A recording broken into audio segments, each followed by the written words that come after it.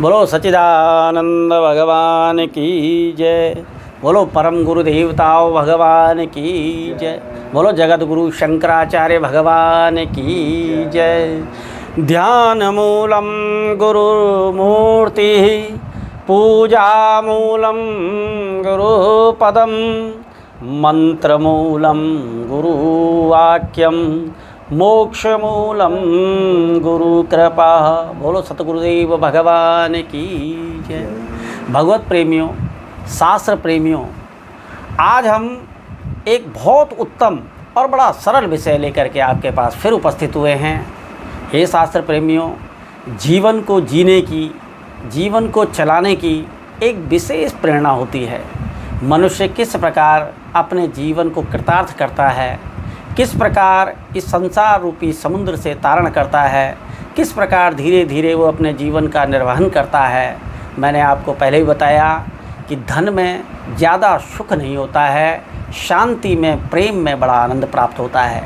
तो जगत गुरु शंकराचार्य जी इसी विषय को लेकर के आगे आए हैं और वो निरूपण जो है शास्त्र के अनुसार जो है विवेक चूड़ामणि नामक जो ग्रंथ है उसमें 147वें श्लोक में एक बहुत सुंदर व्याख्या कर रहे हैं। वो मैं आप लोगों के सम्मुख लेके आ रहा हूँ कि बीजम सस्रति भूमिजस्य हृतयो देहस्य धीरे क्रतुः रागः पल्लवं भूकर्मः तु वपुष्कन्दो शाखिकः अग्रणीन्द्रियं संग्रह विषय पुष्पाणि दुखम फलम नान्यकर्मम समुद्भवम बहुविधम मोक्ताश। इस जीव के बारे में बता रहे हैं भगवान शंकराचार्य जी और कह रहे हैं कि मनुष्य का देह, मनुष्य का जीव, मनुष्य का शरीर, चिंतन, आत्मन क्या क्या विषय है।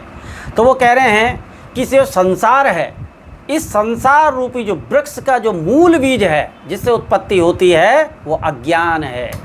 अज्ञान से ही इस बीज का अंकुरण होता है और देह, आत्मा और बुद्धि उस बीज का अंकुर हैं और राग द्वेष जो हम लोग रखते हैं ये उस वृक्ष के पत्ते हैं और जो कर्म है जिससे उस वृक्ष को सींचते हैं वो जल है।